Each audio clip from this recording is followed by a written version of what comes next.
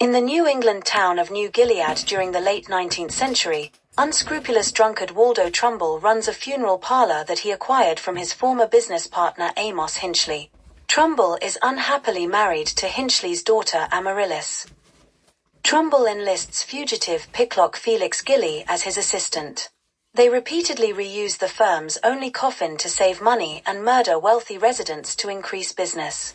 Trumbull is abusive to Amaryllis while unsuccessfully trying to poison her senile father to hasten an inheritance, by telling him the poison is his medicine.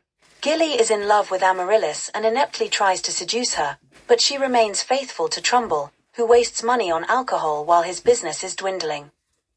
When threatened with eviction by his landlord John F. Black for overdue rent, Trumbull murders a wealthy shipping magnate and offers the heir's funeral services. However, following the funeral, the magnate's wife absconds with her husband's fortune without paying Trumbull's fees. After a final demand for the rent, Trumbull sends Gilly to murder Black. Gilly flees when he finds Black awake and haphazardly swinging a sword while reciting texts by William Shakespeare, but Black is startled and suffers a heart attack. A physician pronounces him dead, despite a servant's warning him that Black has previously suffered bouts of death-like sleep.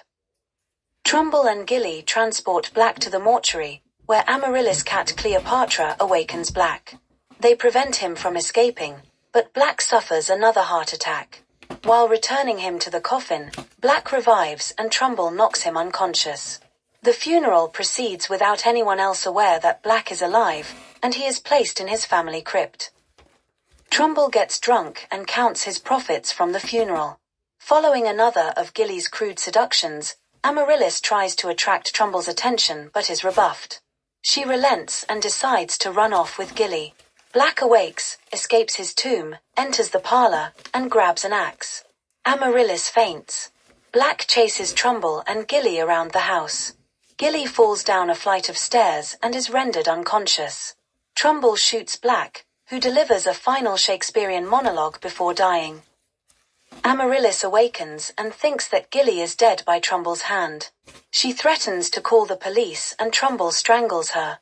Gilly awakens and, after Trumbull claims credit for murdering Amaryllis, attacks Trumbull with a sword. Trumbull strikes him down with a poker.